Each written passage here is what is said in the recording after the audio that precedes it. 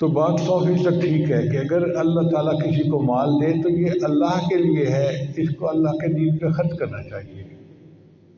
حدیث مبارکہ میں ہے کہ اللہ تعالیٰ اپنے بال بندوں کو بہت رزق دے دیتے ہیں جو ان کی ضرورت سے زائد ہوتا ہے، مگر اللہ تعالیٰ وہ زائد رزق اس لیے دیتے ہیں کہ وہ غریبوں کو یا حاجت مندوں کو رزق پہنچا دیں۔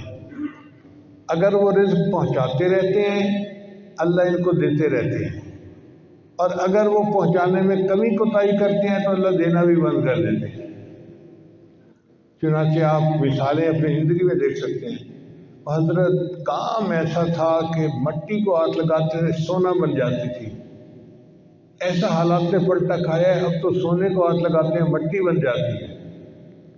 جی ہاں، جب اللہ نے یہ موقع دیا تھا کہ مٹی کو ہاتھ لگانے سے سونا بنتی تھی، وہ سارا سونا تمہارے لیے نہیں تھا، اس میں غریبوں کا بھی حق تھا۔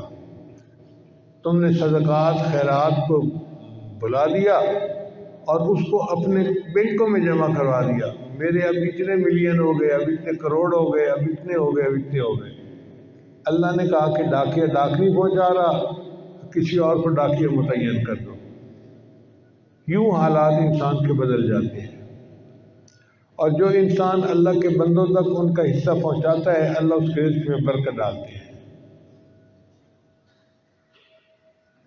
چنانچہ اللہ تعالیٰ رجب شعبان میں رمضان میں بندے کا ایک امتحان لیتے ہیں، اس کو مالی پیپر کہتے ہیں۔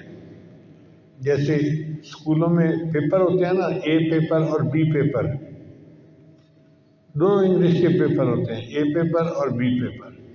اسی طرح اللہ تعالیٰ نے اپنے بندوں کو آزمانے کے لیے 2 پیپر بنائے، ایک مالی پیپر اور ایک جانی پیپر۔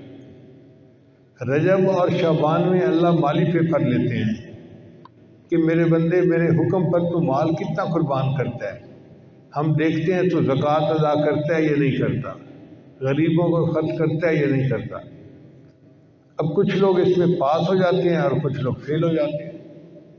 جو زکوٰۃ ادا نہیں کرتے وہ فیل، اور جو زکوٰۃ ادا کرتے ہیں وہ پاس ہو گئے۔ پھر رمضان کا مہینہ آ جاتا ہے تو اللہ تعالیٰ بندے کا جانی امتحان لیتے ہیں۔ اچھا میرے بندے گرمی ہے مگر تجھے پینا بھی نہیں کھانا بھی نہیں، سارا دن بھوکا رہنا ہے۔ اب یہ مشقت ہے، پیاس لگی ہوئی ہے اور گھر کے فریج کے اندر مشروبات پڑے ہوئے ہیں مگر پی نہیں سکتے جو کہ اللہ کا حکم ہے۔ تو یہ جانی مجاہدہ رمضان شریف میں کرنا پڑتا ہے۔ اور کچھ لوگ جو سارے روزے رکھتے ہیں وہ بی پیپر میں کامیاب ہو جاتے ہیں۔ جب اے پیپر میں بھی کامیاب اور بی پیپر میں بھی کامیاب، اب اللہ ان کی مغفرت فرماتے ہیں۔ چنانچہ حدیث مبارکہ میں آتا ہے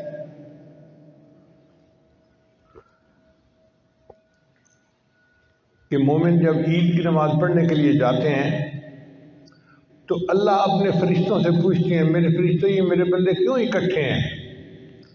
حالانکہ اللہ تعالیٰ تو علام الغیوب ہے، سب جانتے ہیں، مگر اللہ تعالیٰ فرشتوں کو گواہ بنانے کے لیے، میرے فرشتوں یہ میرے بندے کیوں اے اللہ انہوں نے روزے رکھے، راتوں کو تراویح پڑھی، رمضان پورا عبادت میں گزارا، اب یہ وہ مزدور ہیں جو آپ سے مزدوری لینے کے لیے آئے ہیں۔ اللہ فرماتے ہیں اچھا میرے بندوں کو کہہ دو قوموا مغفورا لکم، اے میرے بندوں کھڑے ہو جاؤ، بخشاؤ، میں نے تمہارے گناہوں کو تمہاری نیکیوں میں تبدیل کر دیا۔ تو دیکھو اے پیپر بی پیپر میں کامیاب ہوئے تو عید کا دن بندے کے لیے مغفرت کا دن بن گیا۔